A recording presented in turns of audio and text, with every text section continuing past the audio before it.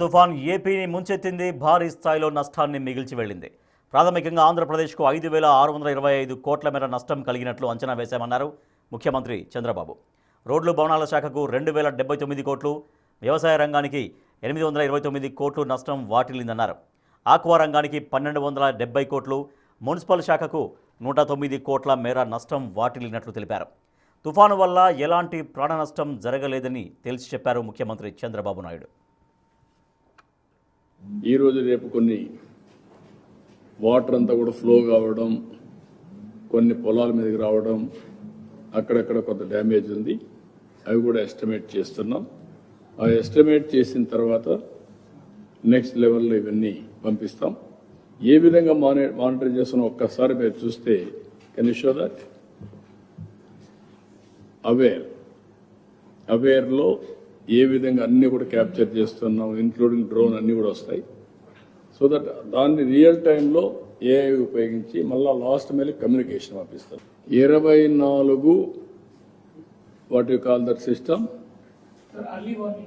Early warning system పెట్టారు. అంటే అక్కడ అనౌన్స్ చేయడం కాదు, ఇక్కడి నుంచి వీ కెన్ అనౌన్స్ 24 ఒకటేసారి. రేపు అన్ని సచివాలయాలు పెడితే ఇక్కడి నుంచే మనం అనౌన్స్ చేయొచ్చు.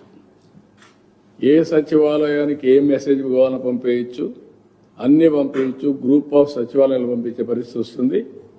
ఇంకెక్కడ కూడా సెల్ ఫోన్లో పంపించే మెసేజ్లు అవన్నీ ఒక ఎత్తు అయితే, ఊర్లో ఒకసారి మైక్లో అనౌన్స్ చేస్తే అటెన్షన్ వచ్చేస్తుంది.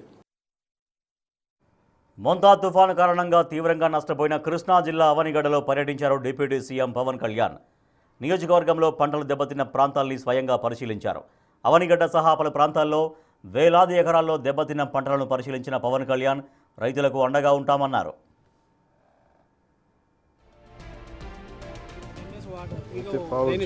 వర్షంకి తప్ప అయిపోయింది. ఈయన పాలు పోసిన టైంలో వర్షం సార్, దాని వెంటనే మళ్ళీ తుఫాను. ఈ తుఫాన్ బాగా బీభత్సమైన గాలికి మొత్తం బ్లాక్ సార్, పూర్తి టోటల్ డ్యామేజ్ సార్. దీనిలో పనికి వచ్చేది కూడా ఏం లేదు సార్.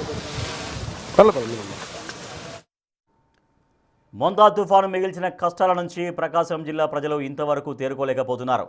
జిల్లా వ్యాప్తంగా వాగులు, నదులు, చెరువులు పొంగి ప్రవహిస్తున్నాయి. ఒంగోలు నగరం నుంచి కొత్తపట్నం మండలానికి సంబంధాలు పూర్తిగా నిలిచిపోయాయి. కొత్తపట్నం మండలంలోని సుమారు 20 గ్రామాల ప్రజలు జల దిగ్బంధంలో చిక్కుకుపోయారు. ఒంగోలు నుంచి కొత్తపట్నానికి వెళ్లే రహదారిలో వేలాది ఎకరాల పంట పొలాలు నీట మునిగాయి.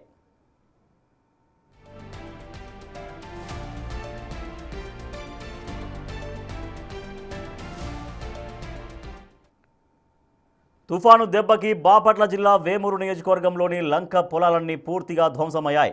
ప్రధానంగా చింతలంక, పెదలంక, సుగ్గన లంకల్లో అరటి తోటలు నేలమట్టమయ్యాయి. ఈదురుగాలులకు అరటి తోటలు దెబ్బతినడంతో పూర్తిగా నష్టపోయామని రైతులు కన్నీరు పెడుతున్నారు. కనీసం కౌలు కూడా చెల్లించే పరిస్థితి లేదంటూ ఆవేదన వ్యక్తం చేస్తున్నారు.